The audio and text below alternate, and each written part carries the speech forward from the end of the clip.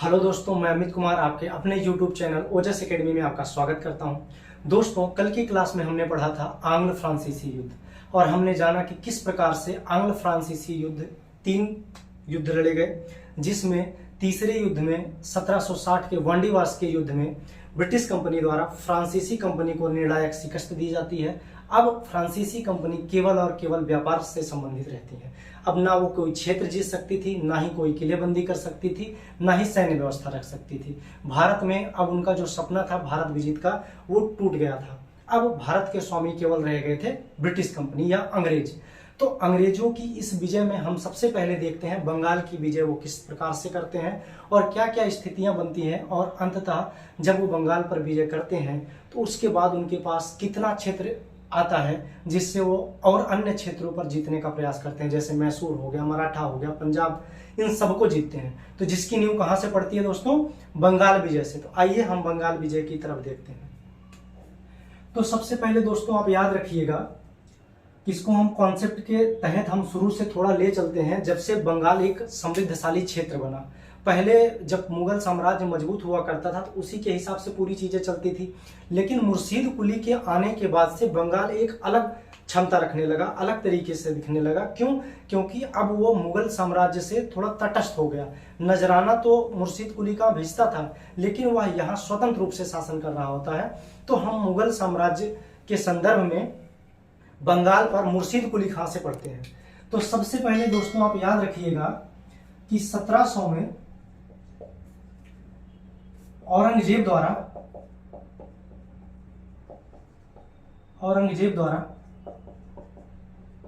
मुर्शीद कुली खां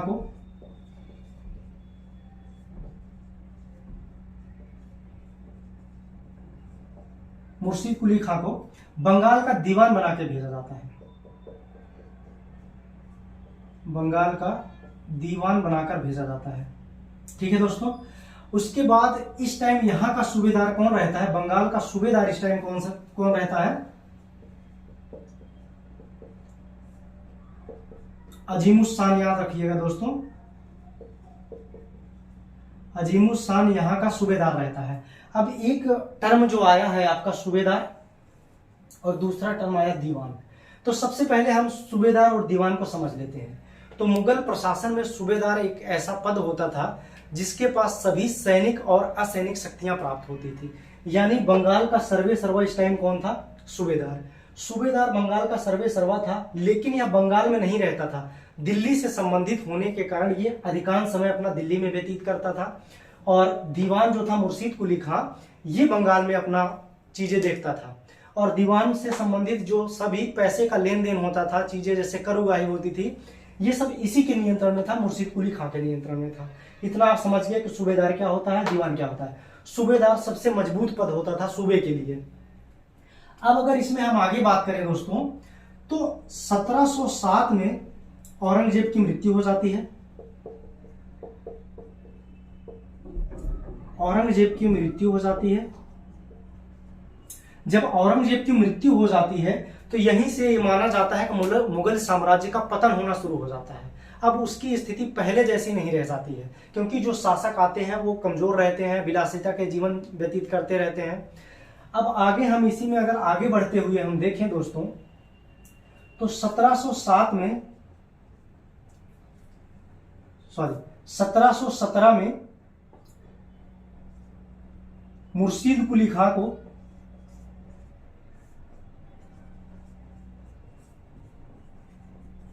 सूबेदार बना दिया जाता है, बंगाल का सूबेदार बना दिया जाता है।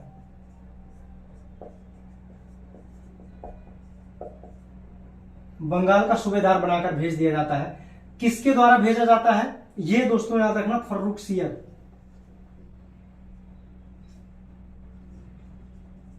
फर्रुख सियर द्वारा सूबेदार बनाकर किसको भेजा जाता है? मुर्शीद कुली खां को। और फर्रुख सियर इसी टाइम एक और काम करते हैं, पहले भी क्लास में आपको बताया था। 1717 में ब्रिटिश कंपनी को इन्होंने क्या दिया? शाही फरमान जारी किया था। ब्रिटिश कंपनी को शाही फरमान जारी किया था। इस शाही फरमान में दोस्तों था क्या? 3000 रुपए के वार्षिक कर पर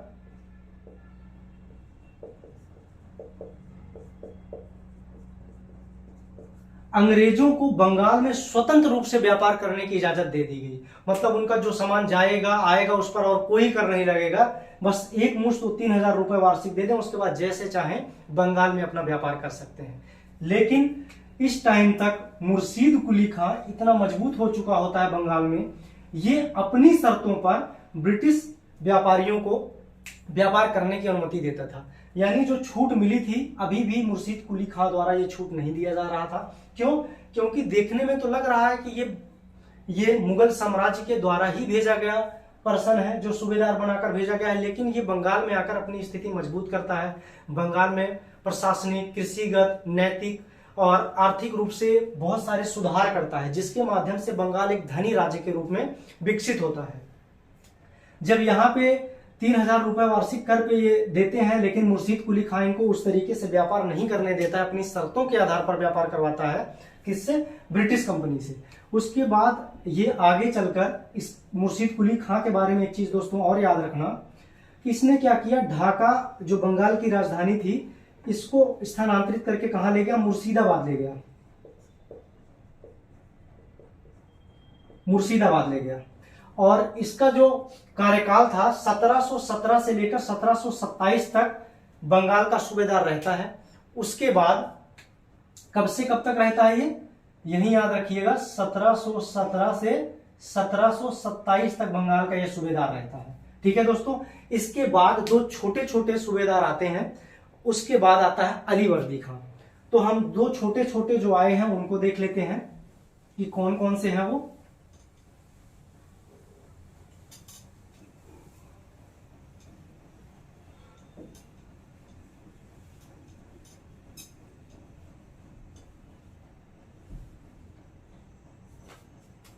इसके बाद आता है सुजाउद्दीन।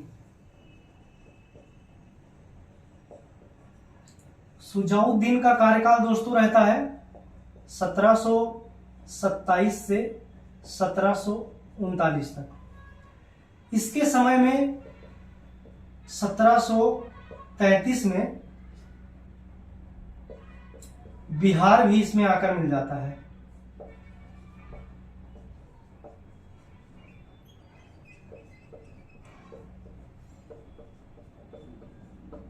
किसमें आकर मिल जाता है? बंगाल में।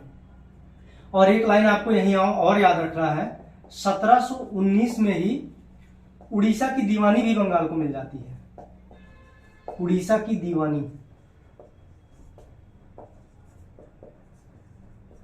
अब आपसे यहां क्वेश्चन ये पूछ सकता है कि उड़ीसा की दीवानी बंगाल को कब मिली? तो 1719 में। उस टाइम सूबेदार कौन था? तो उस टाइम मुर्शीद कुली खां यहाँ का सूबेदार था।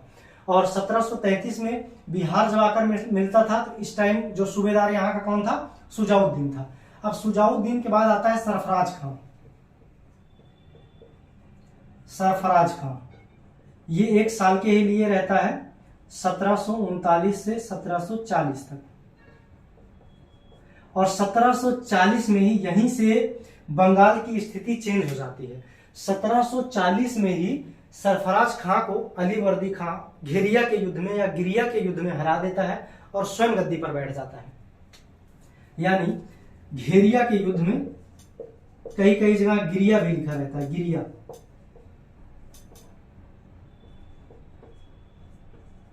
जो 1740 में लड़ा गया था। अलीवर्दी खां सरफराज को हरा देता है। सरफराज को हराकर स्वयं गद्दी पर बैठ जाता है और अपनी स्थिति को मजबूत करने के लिए यह मुगल साम्राज्य को बहुत सारे पैसे भेजता है। वहां से वो अपनी सूबेदारी की वैधता प्राप्त करता है। यहां इसको सरफराज खां को हराया। अब अभी तक जो भेजा जा रहा था मुगल साम्राज्य द्वारा भेजा जा, पहली बार ऐसा हुआ कि अलीवर्दी खां सरफराज खां को मारकर यानी घिरिया के युद्ध में हराकर स्वयं गद्दी पर बैठ जाता है। तो अपनी वैधता को मजबूत करने के लिए, अपनी वैधता प्राप्त करने के लिए इसने क्या किया? मुगल साम्राज्य को पैसे दिए और अपनी स्थिति वैध कर ली। अब अलीवर्दी खां जब ये लड़ाई करके आके बैठा तो यहीं से क्या हुआ? गुट तैयार होने शुरू हो गए यानी इसके विरोध में। लेकिन इसके विरोध में सामने इसलिए नहीं आ पाए क्योंकि अलीवर्दी खां बहुत मजबूती के साथ उस चीज को दबाए रखा। अब अलीवर्दी खां बहुत ही समझदार और बहुत ही जानकार था और ये पहले ही अंग्रेजों की स्थिति को भांप लिया था। तो इसने भी अपनी शर्तों पर ही व्यापार करवाया और जैसा चाहा उसने वैसा किया अलीवर्दी खान ने। अभी तक अंग्रेज यहाँ कुछ नहीं कर सकते थे, जिस हिसाब से चाहता था अलीवर्दी खान उस हिसाब से अंग्रेजों को व्यापार करना रहता था। और अलीवर्दी खां का एक बहुत ही प्रसिद्ध कथन है। इसने एक अंग्रेजों के बारे में एक शब्द बोला था कि यदि इन्हें छेड़ा ना जाए, अंग्रेजों के बारे में कहा था यदि इन्हें छेड़ा ना जाए तो ये शहद देंगे, यदि इन्हें छेड़ दिया जाए तो ये मार मार कर काट काट कर मार डालेंगे। यानी एक शहद के समान है, छत्ते के समान है। अब इसके बाद अलीवर्दी खां का कार्यकाल अगर आपको देखा जाए, अलीवर्दी खां का कार्यकाल देखा जाए तो ये 1740 से 1756 तक रहता है। अब आपको समझ में आ जाएगा कि अलीवर्दी खां के बाद जब इसका पुत्री का पुत्र रहता है सिराजुद्दौला,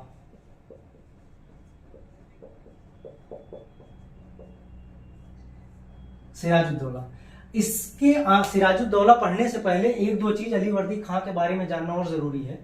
अलीवर्दी खां के टाइम ही मराठा द्वारा बंगाल पर या उड़ीसा पर आके आक्रमण किया जाता है और अलीवर्दी खां संधि करता है और उड़ीसा का एक बहुत बड़ा क्षेत्र मराठों को देता है और कुछ पैसे भी देता है, यानी चौथ के रूप में पैसे भी देता है।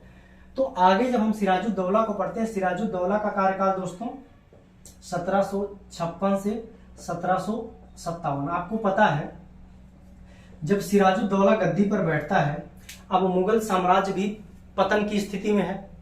सिराजुद्दौला बंगाल का नवाब बनता है या बंगाल का सूबेदार जब बनता है तो यहाँ पे क्या होता है, गुटबाजी होने लगती है, जिसमें बहुत सारे ऐसे रहते हैं जो सिराजुद्दौला के खिलाफ खड़े हो जाते हैं, जिसमें जैसे इनकी मौसी घसीटी बेगम, राय दुर्लभ राय, मानिक चंद, जगत सेठ, ऐसे दो तीन और थे जिन्होंने गुटबाजी करना शुरू कर दी और सिराजुद्दौला को यहाँ से हटाना चाहा। लेकिन सिराजुद्दौला इन सब चीजों को देखते हुए इसने क्या किया, अपने प्रशासन को फिर से नियंत्रित करने का प्रयास किया और नई नई भर्तियां करना शुरू किया। इससे जो राज दरबार में लोग थे और इनसे खफा हो गए। अब इस स्थिति को ध्यान में रखते हुए अंग्रेज अपनी ताक झाक लगाए हुए थे, तो इन्होंने क्या किया, अंग्रेजों द्वारा बार बार दस्तक का जो 1717 में फर्रुख सियर ने जो इनको फरमान जारी किया था, शाही फरमान जारी किया था मुगल साम्राज्य फर्रुख सियर, उसने उसमें एक दस्तक का दुरुपयोग था, तो उसमें बार बार दस्तक का दुरुपयोग कर रहे थे। कौन कर रहा था दस्तक का दुरुपयोग? अंग्रेज कर रहे थे। ये दस्तक क्या था, एक प्रकार का पत्र होता था जिसके माध्यम से व्यापार में छूट दी जाती थी। जिसके पास वो दस्तक किया हुआ पत्र रहता था उसको व्यापार में छूट मिलती थी। तो अंग्रेज व्यापारी करते क्या थे, वो व्यक्तिगत हित में जो व्यापार होता था उस पर भी इस दस्तक का उपयोग करके मुनाफा कमाते थे और कुछ भारतीय लोगों को भी ये दस्तक बेच दिया करते थे। इससे क्या होता था, यहाँ के जो राजस्व प्रशासन में इसमें हानि होती थी। और सबसे बड़ा कारण प्लासी के युद्ध का क्या बना, जब फ्रांसीसी और ब्रिटेन ये दोनों ही किलेबंदी कर रहे थे। फ्रांसीसी चंद्रनगर की किलेबंदी कर रहे थे और ब्रिटेन वाले कलकत्ता की किलेबंदी कर रहे थे, जैसा आपको पिछली क्लास में हमने बताया था फोर्ट विलियम। तो सिराजुद्दौला के समय में बिना इससे पूछे किलेबंदी कर रहे हैं और शासक यहाँ का सिराजुद्दौला है, इससे बिना पूछे कर रहे हैं, तो इसको भी लगा कि हमारा कोई मतलब ही नहीं है, तो उन दोनों को रोका गया। फ्रांसीसी तो चंद्रनगर की जो किलेबंदी कर रहे थे वो मान गए, लेकिन ब्रिटिश नहीं माने। ब्रिटिश नहीं माने, क्यों नहीं माने? क्योंकि वो इस टाइम एकदम उत्तेजित हैं। क्यों उत्तेजित है? क्योंकि अभी सेकंड कर्नाटक युद्ध में इन्होंने फ्रांसीसियों को बुरी तरीके से हराया हुआ है और इनके पास राजस्व की उपलब्धता है। तो इन सबको देखते हुए बहुत ही उत्तेजित थे और इनको लगा कि हम ही हैं कलकत्ता में, हमें कोई नहीं रोक सकता किलेबंदी करने से। तो इससे खफा होकर सिराजुद्दौला क्या किया, सबसे पहले कासिम बाजार की इनकी फैक्ट्री को सीज कर दिया, जब्त कर लिया। उसके बाद आगे बढ़ते हुए कलकत्ता में जो किलेबंदी कर रही थी वहां भी उसको हराया और किलेबंदी रोक दी। तो यहाँ पे सिराजुद्दौला सबसे पहले कासिम बाजार की फैक्ट्री को कब्जे में ले लिया, कासिम बाजार की फैक्ट्री को कब्जे में ले लिया और आगे कलकत्ता पर आक्रमण करके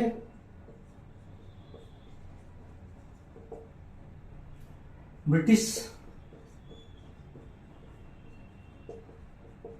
व्यापारी को भागने पर मजबूर कर दिया।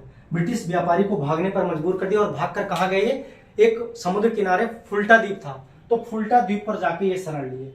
जब सिराजुद्दौला इतनी आसानी से ब्रिटिश कंपनी को हरा दिया और जो किलेबंदी की जा रही थी उसको रोक दिया, यानी फोर्ट विलियम की जो किलेबंदी की जा रही थी उसको रोक दिया, और ये भागकर कहाँ गए? फुल्टा द्वीप पर। अब सिराजुद्दौला को इतनी आसानी से मिली जीत, इनको आराम से ये फिर कलकत्ता से वापस गए। कहाँ गए? मुर्शिदाबाद गए। वहां आराम से मस्ती कर रहे हैं, नाच गाना बजा रहे हैं, क्योंकि जीत कर आए हैं। तो लेकिन ये नहीं समझ पा रहे हैं कि अगर मद्रास से कोई टुकड़ी आ गई, क्योंकि मद्रास में उस टाइम क्लाइव था, तो क्लाइव और वाटसन के नेतृत्व में मद्रास से एक सैन्य टुकड़ी यहाँ आती है और धीरे धीरे यहाँ पे फिर अधिकार कर लेते हैं। और जब सिराजुद्दौला कलकत्ता को जीता, तो कलकत्ता को जीतकर इसका नाम क्या रख दिया? अलीनगर रख दिया। क्या नाम रख दिया कलकत्ता को जीतकर? कलकत्ता को जब जीता, इसका नाम क्या रख दिया दोस्तों? अलीनगर रख दिया। और यहां का प्रमुख किसको बना दिया? मानिकचंद को। मानिकचंद को यहां का प्रमुख बना दिया। लेकिन मानिकचंद जो है रिश्वत लेकर कलकत्ता के किले को फिर बेच देता है। कलकत्ता के किले को बेच देता है। कलकत्ता के किले को बेच देता है। मानिकचंद ने रिश्वत ले लिया और कलकत्ते के किले को पुनः वो ब्रिटिश कंपनी को दे दिया। और अब तक मद्रास से सैन्य टुकड़ी भी आ चुकी है जो फुल्टा द्वीप पर जाके शरण लिए हुए हैं। इनकी जहाज रानी तो मजबूत थी ही समुद्र में। तो मद्रास से चलकर जब बहुत सारे सैनिक वाटसन और क्लाइव के नेतृत्व में आए, तो मजबूर होकर सिराजुद्दौला को 1756 में ही अलीनगर की संधि करनी पड़ती है। क्यों? क्योंकि कलकत्ता का नाम अब रख दिया है इन्होंने अलीनगर। अलीनगर की संधि की जाती है। तो अलीनगर की संधि में क्या था? अब कंपनी को किलेबंदी का अधिकार भी मिल गया, अपने सिक्के ढालने का अधिकार भी मिल गया और मुक्त व्यापार करने का भी अधिकार मिल गया। ये अलीनगर की संधि में था। लेकिन अब जो है ब्रिटिश कंपनी इतना आगे बढ़ चुकी थी, इतने से ही वह संतुष्ट नहीं थी, क्योंकि उसको यह भी पता है कि दरबार में बहुत सारे ऐसे षड्यंत्रकारी हैं जो चाहते हैं कि सिराजुद्दौला को हटाया जाए। इसका फायदा ब्रिटिश कंपनी ने उठाया और उनसे साठगांठ करके, यानी मीर जाफर जो वहां का सेनापति है बंगाल का, उससे साठगांठ करके अपना कठपुतली नवाब बनाना चाहता था और सिराजुद्दौला को भगाना चाहता था। तो ब्रिटिश कंपनी के जो गवर्नर थे क्लाइव, या इसने क्या किया कि मीर जाफर से बात किया कि अगर आप हमें सिराजुद्दौला के खिलाफ सहायता दें तो हम सिराजुद्दौला को हटाकर आपको नवाब बना देंगे और आप जैसा चाहेंगे बंगाल में वैसा होगा। तो मीर जाफर पहले से यही चाह रहा था, तो मीर जाफर ने तुरंत इसके प्रस्ताव को मान लिया और फिर ब्रिटिश कंपनी ने सिराजुद्दौला के सामने ऐसी ऐसी शर्तें रखी जिसे सिराजुद्दौला के मानने की बस की बात नहीं थी। और यही पृष्ठभूमि प्लासी के युद्ध को जन्म देता है। अब हमें देखना है कि प्लासी के युद्ध के पहले 2-3 चीजें हमें और जाननी है। पहला ये कि कौन कौन से ऐसे व्यक्ति थे जिन्होंने इस षड्यंत्र में ब्रिटिश कंपनी का साथ दिए। तो चलिए उनको हम क्रमवार देख लेते हैं।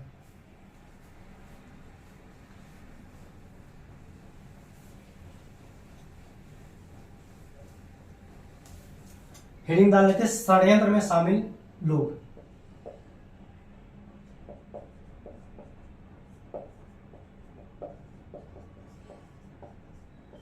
देखो, सबसे पहले इनकी मौसी थी घसीटी बेगम,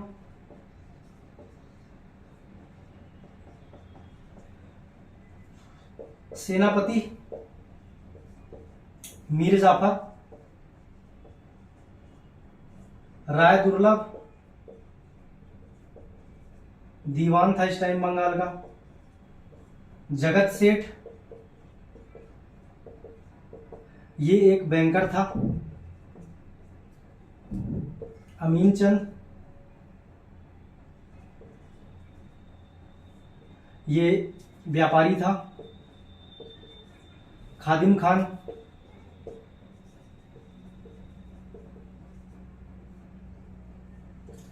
ये इनके कुछ सैन्य टुकड़ी इनके नेतृत्व में थी। इन सबने सोचो, इतने लोग जो मेन बंगाल के थे, इन सब ने क्या किया? ब्रिटिश कंपनी का साथ दिया। अब सोचो किसी भी क्षेत्र के जो बहुत बड़े बड़े मेन जैसे घसीटी बेगम हो गई, सेनापति ही मिल गया, राय दुर्लभलाल राय जो दीवान है, जिसके पास सारे वो उत्तरदायित्व हैं जो धन से रिलेटेड है, जगत सेठ जो बहुत बड़ा बैंकर था, जानी पैसे का बहुत बड़ा आदमी था, अमीर चंद जो बहुत बड़ा व्यापारी था, खादिम खान जिसके पास सैन्य टुकड़ी का नेतृत्व था, इन सब ने क्या किया, ब्रिटिश कंपनी का साथ दिया। अब ब्रिटिश कंपनी का जब ये साथ देगा तो कोई भी युद्ध होगा, कहने का तो युद्ध होगा, वास्तव में ये युद्ध था ही नहीं। जो प्लासी का युद्ध हुआ 23 जून 1757 को, वो युद्ध नहीं, एक विश्वासघात था, क्योंकि इसका परिणाम क्लाइव ने पहले ही सिद्ध कर दिया था। अब जब 23 जून, डेट आप याद रखिएगा, 23 जून 1757, भागीरथी नदी के किनारे ये युद्ध होता है।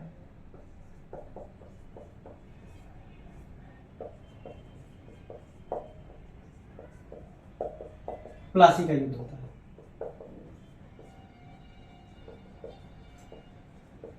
और युद्ध में बहुत कम सैनिक अंग्रेज के मारे जाते हैं और इधर से बहुत सारे लोग मारे जाते हैं और बहुत कम समय में इस युद्ध का परिणाम आता है। जैसा कि आपको पता है 23 जून 1757 को ब्रिटिश कंपनी विजित होती है।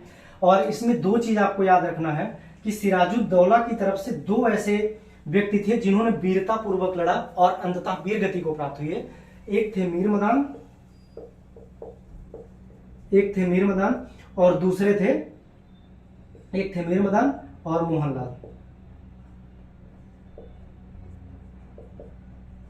ठीक है दोस्तों, अब हम लोग लड़ते हैं और अंततः ये वीरगति को प्राप्त होते हैं। और जब ये हार जाता है तो सिराजुद्दौला मुर्शिदाबाद भाग कर जाता है, लेकिन रास्ते में ही मीर जाफर के पुत्र मीरन ने इसकी हत्या करवा दी। ठीक है दोस्तों, अब प्लासी के युद्ध से संबंधित जितनी भी इंपॉर्टेंट चीजें थी हमने कर ली। एक चीज आपकी छूट रही है, उसको भी हम पढ़ लेते हैं। क्या है वो? ब्लैक होल की घटना। ये भी आप ध्यान रखना, कई बार एग्जाम में पूछा गया है, ब्लैक होल की घटना।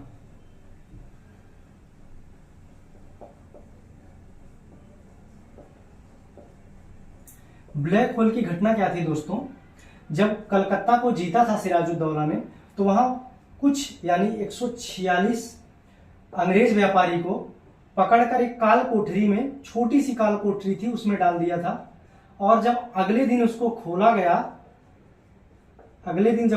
तो उसमें मात्र 23 व्यक्ति ही बचे थे, जिंदा बचे थे, बाकी सारे मारे गए थे। और इस उद्धरण का किसने किया है, इसको बोला किसने है इतिहासकार? उस समय था हॉलवेल नामक अधिकारी ने इस घटना का जिक्र किया हुआ है। बाकी और कहीं नहीं मिलता, यह संदिग्ध भी माना जाता है, क्योंकि बाकी और किसी इतिहासकार ने इस घटना का जिक्र नहीं किया है सिवाय हॉलवेल। तो हॉलवेल के अनुसार वो भी बंद था और इन 23 जिंदा लोगों में से एक वो भी जिंदा बचा था, लेकिन इसकी प्रामाणिकता अभी संदिग्ध है, किसी ने प्रमाणित नहीं किया है। लेकिन अगर आपसे क्वेश्चन पूछे कि ब्लैक होल की घटना क्या है, तो बस 146 व्यक्ति थे जिसको सिराजुद्दौला ने पकड़कर काल कोठरी में डाल दिया था, और जब अगले दिन उस दरवाजे को खोला गया तो 23 व्यक्ति ही बचे थे। ठीक है दोस्तों, अब हम आगे चलते हैं। अब मीर जाफर को नवाब बनाया जाता है। मीर जाफर नवाब कब बनाया जाता है? 1757 में ही, क्योंकि 1757 में प्लासी का युद्ध हुआ और हार गया, वो भाग गया वहां से सिराजुद्दौला। तो 1757 से 1760 तक मीर जाफर गद्दी पर बैठा रहता है। और मीर जाफर को गद्दी पर बैठाने की एवज में कलकत्ता के पास 24 परगना की जमींदारी दे दी। 24 परगना की जमींदारी दी। किसे दी? ब्रिटिश कंपनी को। खुश होकर कि आपने हमें नवाब बना दिया, हम आपको 24 परगना की जमींदारी देते हैं। 24 परगना का जमींदारी का मतलब इस क्षेत्र से जितने भी राजस्व आएंगे वो सब आपका होगा। और इसने क्या किया? बंगाल, बिहार और उड़ीसा, इन क्षेत्रों में स्वतंत्र व्यापार करने की अनुमति दे दी। मतलब आपको कोई भी पैसा नहीं देना है, आप जैसे चाहें वैसे व्यापार कर सकते हैं, बंगाल में भी, बिहार में भी, उड़ीसा में भी। और 24 परगना की जमींदारी मतलब सब कुछ आप यहां से ले सकते हैं। तो लेकिन धीरे धीरे ब्रिटिश कंपनी की मांगे इतनी बढ़ती गई और यहां तक कहा जाने लगा कि बंगाल ही बंबई और मद्रास प्रेसिडेंसियों का भी खर्च उठाए। तो अब बंगाल इतना ज्यादा धनी था, लेकिन धीरे धीरे इसके धन को लूटा जा रहा था और अंततः मीर जाफर भी अब परेशान हो चुका था, क्योंकि इनकी मांगे लगातार बढ़ती जा रही थी और ब्रिटिश कंपनी को भी लगने लगा कि अब हमारे लिए मीर जाफर उतना लाभकारी नहीं रह गया जितना पहले था। तो इसने क्या किया, मीर जाफर को हटाकर मीर कासिम को, इसी का दामाद था मीर कासिम को नवाब बना देता है। जब इनको नवाब बना देता है तो ये भी 1760 से 1763 तक नवाब रहते हैं। अब मीर कासिम ने नवाब बनने के एवज में अंग्रेजों को क्या दिया, सबसे पहले इसने क्या किया, चटगांव, मिदनापुर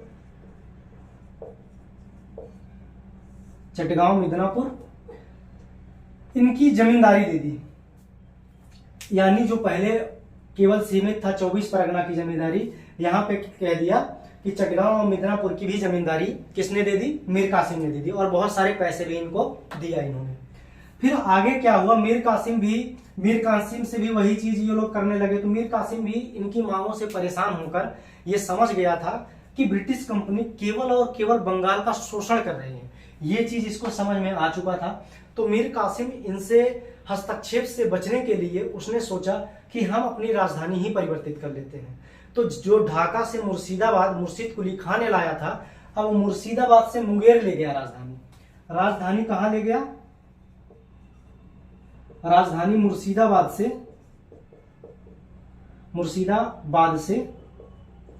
मुंगेर ले गया, मुर्शिदाबाद से मुंगेर ले गया। और मुर्शिदाबाद से मुंगेर जब ले गया तो यहां उसने क्या किया कि आधुनिक पद्धति पर इसने सैनिक व्यवस्था स्थापित की, बंदूक, तोपखाने, इन सब का निर्माण करने लगा, और धन में जो भ्रष्टाचार था उसको दूर करने की कोशिश की, और दस्तक का जो दुरुपयोग हो रहा था उसको भी खत्म करने का इन्होंने प्रयास किया। इन सब जो प्रयास किया जा रहा है मीर कासिम द्वारा, ये सब ब्रिटिश कंपनी के सामने एक मुद्दा खड़ा हो जाता है कि ये हमारा ही आदमी होकर जिसको हमने बैठाया गद्दी पर, वही हमारे खिलाफ काम कर रहा है। क्यों? क्योंकि दस्तक का दुरुपयोग होने से ब्रिटिश कंपनी को लाभ हो रहा है, लेकिन बंगाल के राजस्व में बहुत बड़ी हानि हो रही है।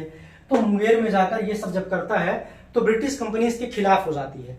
लेकिन इसके बाद भी मीर कासिम नहीं मानता है, और वो क्या करता है, जो दस्तक का दुरुपयोग इतने तगड़े से हो रहा है, इतना ज्यादा पैमाने पर हो रहा है, तो इसने क्या किया, वो सारे कर को समाप्त कर दिया, सभी करों को समाप्त कर दिया, सभी करों को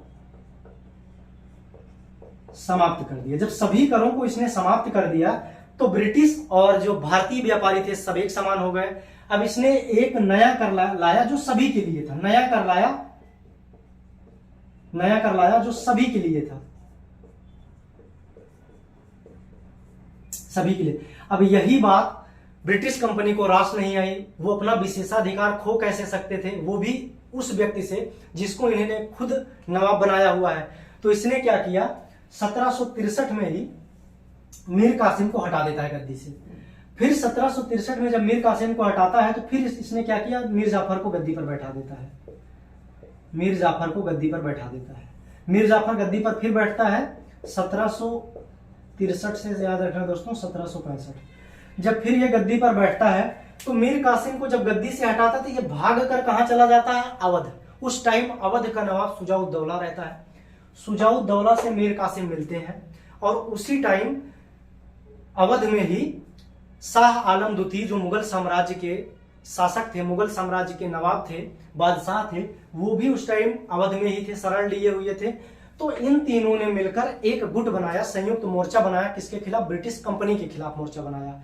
इस मोर्चे से ही 22 अक्टूबर 1764 को बक्सर का युद्ध होता है। किसने किसने मोर्चा बनाया, अब इसको हम समझ लेते हैं। अभी तक दोस्तों हमने समझ लिया कि किस कारण से प्लासी का युद्ध हुआ।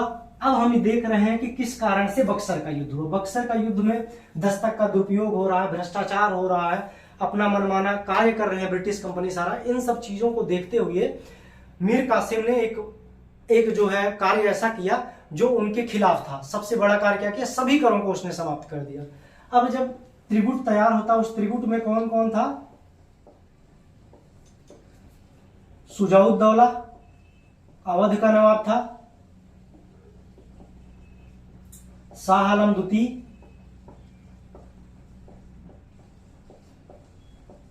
और मीर कासिम,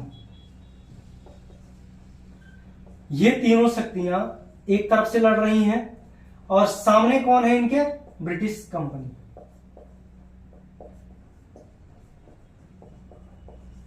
ब्रिटिश कंपनी है। युद्ध होता है 22 अक्टूबर 1764 में। जब युद्ध होता है तो ब्रिटिश कंपनी विजित होती है और ये तीनों पराजय का सामना करते हैं। जब ये तीनों पराजय का सामना करते हैं 22 अक्टूबर 1764 में सर आयरकूट के नेतृत्व में, याद रखना दोस्तों, सर आयरकूट के नेतृत्व में, सॉरी हेक्टर मुनरो था। सर आयरकूट फ्रांसीसी में था, फ्रांसीसियों को पराजित किया था वांडीवास के युद्ध में। यहां कौन नेतृत्व कर रहा है? Hector Munro. हेक्टर मुनरो ने इन नेतृत्व किया और इन तीनों शक्तियों को पराजित किया। जब 22 अक्टूबर 1764 को अब इस युद्ध में हार जाते हैं, कौन सा युद्ध? बक्सर के युद्ध में हार जाते हैं। यहां लिख लेते हैं बक्सर का युद्ध।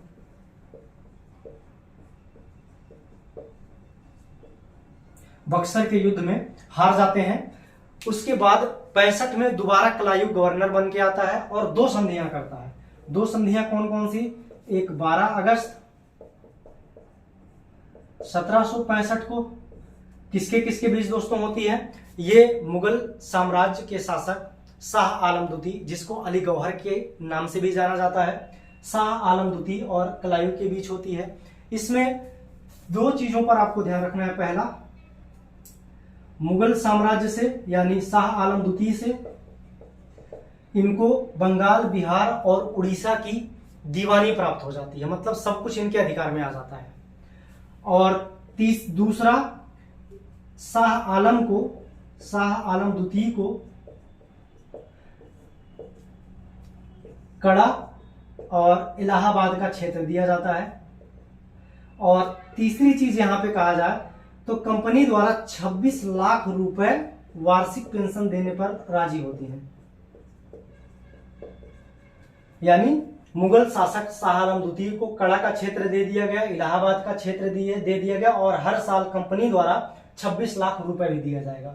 और एक दूसरी संधि होती है सुजाउद्दौला से। अब सुजाउद्दौला से क्यों होती है? क्योंकि सुजाउद्दौला भी शामिल थे युद्ध में और हारे थे। तो 16 अगस्त 1765 को इलाहाबाद की दूसरी संधि होती है। इलाहाबाद की दूसरी संधि होती है। इसमें क्या कहा जाता है कि जितने ब्रिटिश कंपनी द्वारा जितने क्षेत्र जीते गए थे, सुजाउद्दौला को वापस कर दिया जाता है, सिवाय कड़ा और इलाहाबाद को। इसको क्यों नहीं दिया जाता? क्योंकि इसको मुगल सम्राट को दे दिया जाता है। और युद्ध के हर्जाने के रूप में 50 लाख रुपए सुजाउद्दौला को देना होता है। हर्जाने के रूप में 50 लाख रुपए की मांग करती है ब्रिटिश कंपनी और ये स्वीकार करते हैं सुजाउद्दौला। और तीसरा, अब अवध में सैन्य टुकड़ी रखी जाने लगी, ब्रिटिश सैन्य टुकड़ी रखी जाने लगी। इसको स्वीकार किया और इसका सारा खर्च कौन उठाएगा? इसका सारा खर्च उठाएगा सुजाउद्दौला, जो उस समय अवध का नवाब था। तो अब इन सब से यह हुआ कि अब ब्रिटिश जो बंगाल पर पूरी तरीके से अपना आधिपत्य स्थापित कर लिए। अब उनके पास एक बड़ा सा क्षेत्र था जिसने भारत के अन्य क्षेत्रीय शक्तियों को जीतने में महत्वपूर्ण भूमिका निभाई। इसी बंगाल के राजस्व से उसने पूरे भारत को अपना उपनिवेश बनाया और अंततः भारत को पूरी तरीके से अपने कब्जे में किया और धीरे धीरे उसकी लूट मचाती रही। ठीक है दोस्तों, अब इसी से संबंधित एक छोटा सा मुद्दा और है, द्वैध शासन। द्वैध शासन भी हम समझ लेते हैं। द्वैध शासन क्या था दोस्तों? द्वैध शासन कब से कब तक चला? 1765 से 1772। जब वॉरेन हेस्टिंग आता है तो द्वैध शासन को समाप्त कर देता है। द्वैध शासन में 2 चीजों को आप ध्यान रखना है। एक कॉन्सेप्ट के रूप में याद रखना कि जो भी पैसा जहां से मिल रहा है उसको क्या किया, ब्रिटिश कंपनी ने अपने हाथों में ले लिया यानी उत्तरदायित्व तो नवाब को दिया और शक्तियां अपने पास रखी, जैसे न्यायिक शक्तियां,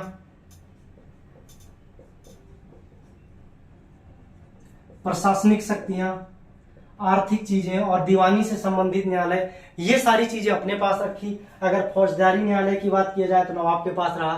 पुलिस प्रशासन में अगर कोई भी अव्यवस्था फैलती है तो उसका उत्तरदायित्व तो नवाब के पास होगा।